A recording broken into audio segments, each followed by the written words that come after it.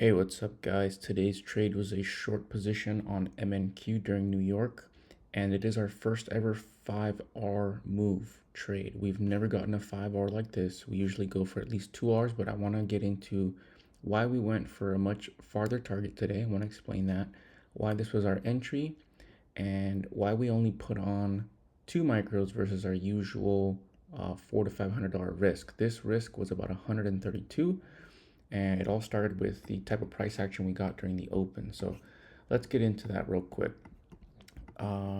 First off, we need the liquidity grab, right? And we got that immediately upon opening. Right here, we took out London low.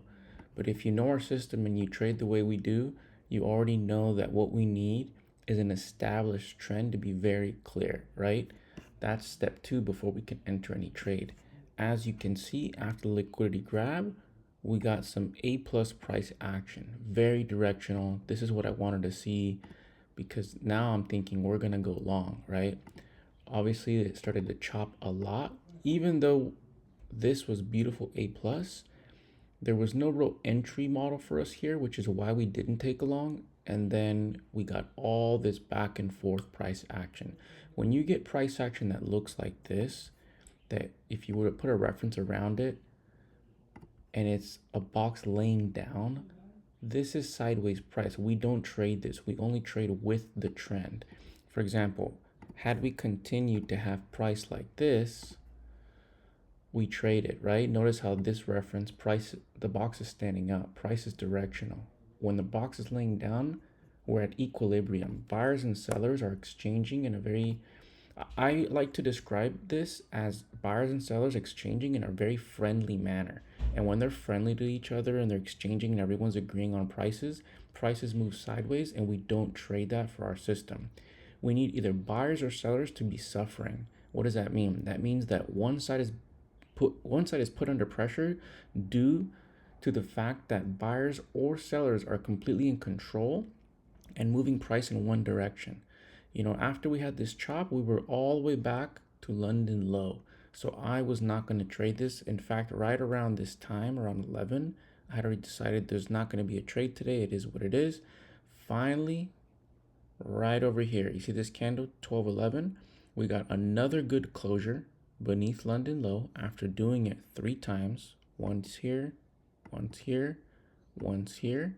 Now it's the 4th time.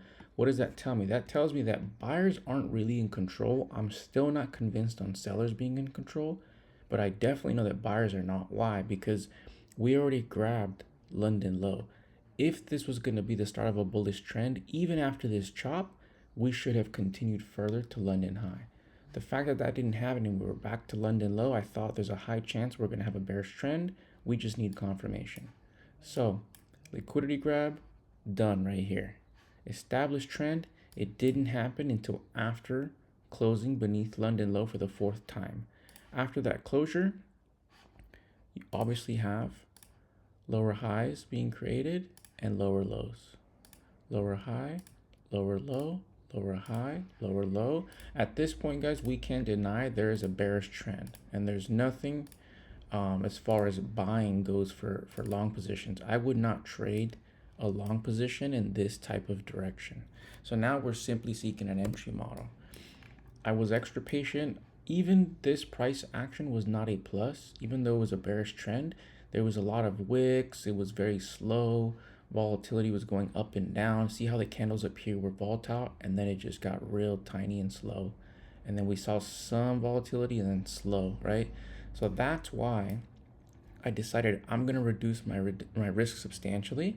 There's nothing wrong with reducing your risk. Usually, again, this is $400 to $500 risk, but we decided to go with 132. That just made sense. I tried to get it at 150 and I couldn't. So simply we looked for our entry model now. Why?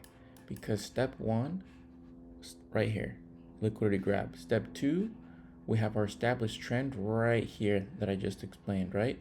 Step 3, we need an entry model.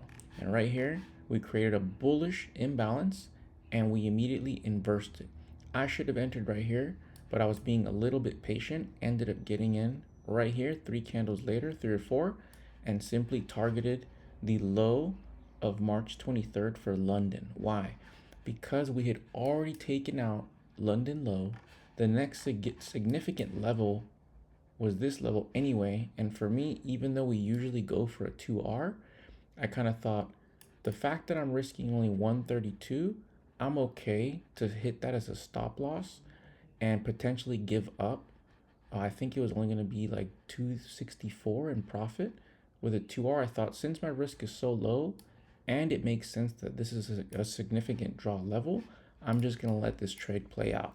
I almost never go past like 2.5R. It has to be a very good draw. And today, this was a very good draw level. I think it's awesome how price tagged it. And then now we seek the reversal. Again, this level, there was no guarantee we were going to get there, but there was a high chance it would, simply because if you look at the larger time frame, this is only the 5 minute, but oh, we took this during Asia. I just didn't review it. If you look at the time frame, you go down. This level was here since the 23rd. Yep. Usually levels from that far back hold a lot of weight. And if you have already an established trend headed in that direction, and for me today with low risk, I'm willing to hold this through and let it play out. Worst case scenario, we take a loss of 132, which was, I don't know, maybe like a 0.2R loss. So that was pretty much the reason why we took this trade. Every trade we take, it's the same 3-step process. We look for the overnight grab, and then we need an established trend happen right here. And after we have those two, we're looking for our entry model, which is always the inversion or a respect of a fair value gap. But I hope that makes sense, guys. Hope you guys have a great day. Peace out.